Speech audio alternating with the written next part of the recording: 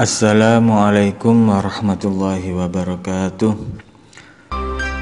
Anak-anak kelas 6, hari ini kita bertemu lagi dalam mata pelajaran Aswaja dengan materi Ukhuwah Nadiyah. Sebelum kita mulai pelajaran, mari kita berdoa dulu dengan baca basmalah bersama-sama. Bismillahirrahmanirrahim. Terima kasih, semoga apa yang kita baca nanti dapat bermanfaat dan kalian semoga tetap dalam keadaan sehat walafiat. Pertama, kita akan membahas tentang pengertian ukhuwah nadiyah. Apa sih ukhuwah itu? Ukhuwah itu dari bahasa Arab yang berarti persaudaraan. Sedangkan ukhuwah nadiyah itu berarti persaudaraan menurut pandangan Nahdlatul Ulama. Dalil tentang persaudaraan ini ada dalam surat Al-Hujurat ayat 13. Bismillahirrahmanirrahim. Ya ayyuhan nasu inna khalaqnakum min dzakarin wa unsa wa ja'alnakum syu'uban wa qabaila lita'arafu. Inna akramakum indallahi atqakum innallaha alimun khabir. Artinya, hai manusia, sesungguhnya kami menciptakan kamu dari seseorang laki-laki dan seorang perempuan dan menjadikan kamu berbangsa-bangsa, bersuku-suku supaya saling kenal mengenal. Sesungguhnya orang yang paling mulia di antara kamu di sisi Allah ialah orang yang paling takwa di antara kamu. Sesungguhnya Allah Maha mengetahui dan mengenal. Ini adalah dalil tentang persaudaraan. Nah, sekarang yang B, macam-macam ukhuwah nadiyah, macam-macam persaudaraan menurut pandangan Nahdlatul Ulama. Nah, ini ukhuwah nadiyah dibedakan menjadi 3 macam, yaitu yang pertama adalah ukhuwah Islamiyah. Apa itu ukhuwah Islamiyah? Yaitu persaudaraan atau persahabatan yang dibangun berdasarkan kesamaan akidah Islam. Jadi persaudaraan ini sama-sama orang Islam, ya. Apapun itu golongannya, apapun itu kelasnya, apapun itu semuanya, pokoknya orang Islam adalah bersaudara. Sebagaimana firman Allah dalam surat Al-Hujurat ayat 10.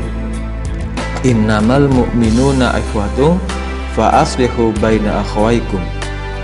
Artinya, sesungguhnya orang-orang yang beriman adalah bersaudara. Karena itu, damaikanlah antara kedua saudaramu. Jadi, menurut ayat di atas, persaudaraan antara orang beriman dengan kata ikhwah, yang berarti bahwa persaudaraan itu harus dibangun berdasarkan rasa kasih sayang, saling mencintai, yang ringan sama dijinjing, yang berat sama dipikul. Ini artinya adalah persaudaraan. Tidak boleh kalau ada senangnya bersaudara, kalau ada susahnya tidak bersaudara. Ini tidak boleh. Yang kedua adalah ukhuwah watoniyah. Apa itu ukhuwah watoniyah?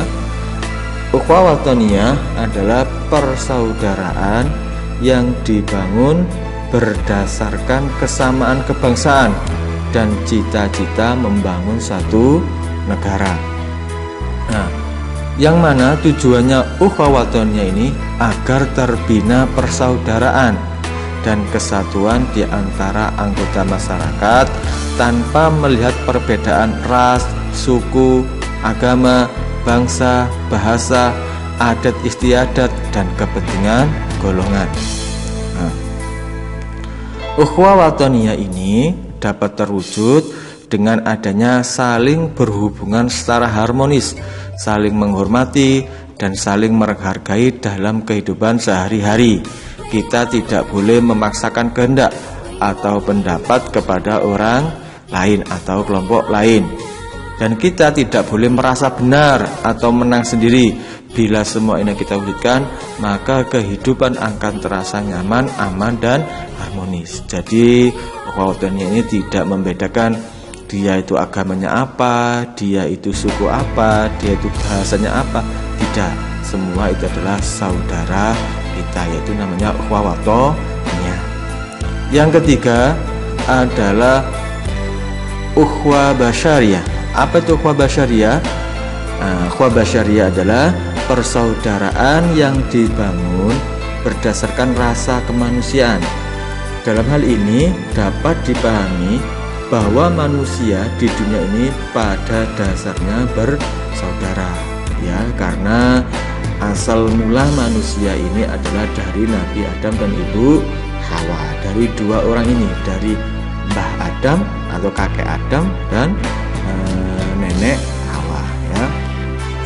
Dalam surat Al-Maidah ayat 48 dalam Al-Quran ada pernyataan, kalau Allah menghendaki niscaya dia dapat menjadikan manusia sebagai satu bangsa atau satu umat, tetapi Allah tidak melakukan hal demikian. Jadi orang-orang di dunia ini berbagai macam negara, berbagai macam warna kulit, berbagai macam bahasa. Apakah Allah tidak bisa menjadikan satu? Bisa Allah menjadikan itu sebagai satu bangsa atau satu negara, bahkan satu umat. Allah bisa melakukan hal itu karena Allah Maha Kuasa, tetapi Allah tidak melakukan hal itu. Kenapa? Alasannya Allah hendak menguji manusia dengan semua yang dianugerahkannya untuk mengetahui siapa yang tetap di jalan atau di agamanya dan siapa yang mengingkarinya. Maka manusia diperintahkan berlomba-lomba dalam melakukan kebaikan dan tidak saling menyalahkan atau merasa benar sendiri. Nah, ini tadi tentang ukhuwah basyariyah. Sekarang yang ke C, penerapan ukhuwah nadiyah.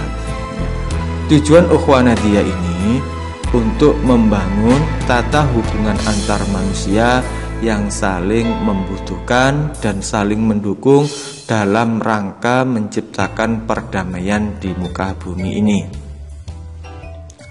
Untuk mengamalkan ketiga jenis ukhuwah nadiyah ini, ya, ukhuwah persaudaraan menurut Nahdlatul Ulama ini bisa berjalan kalau syarat-syarat ini dilakukan. Yang pertama adalah saling mengenal, ya, saling mengenal atau ta'aruf. Yang kedua, saling toleransi atau tenggang rasa, atau dalam bahasa Arabnya at-tasamu. Yang ketiga, saling menolong, ya, dengan orang itu harus kita saling menolong atau at-ta'awun.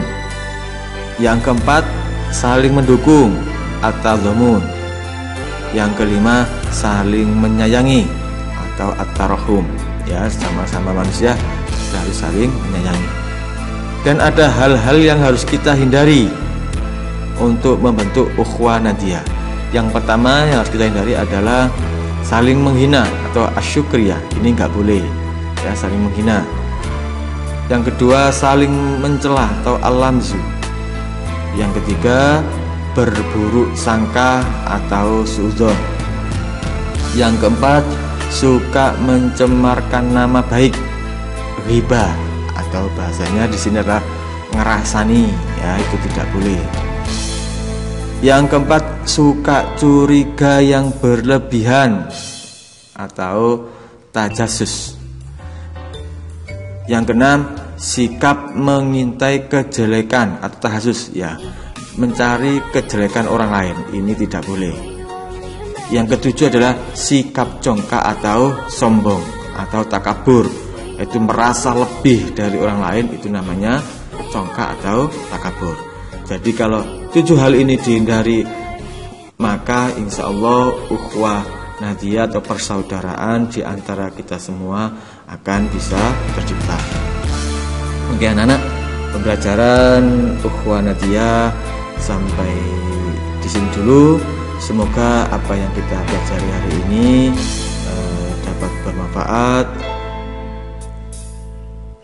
Mari kita akhiri pelajaran hari ini dengan bacaan hamdalah bersama-sama. Alhamdulillahirabbil alamin. Ya, untuk tugasnya minggu depan Sekarang kalian menyimak materi saja. Ya, kalau ada kurang jelasnya bisa kalian tanya atau baca-baca di buku yang lain.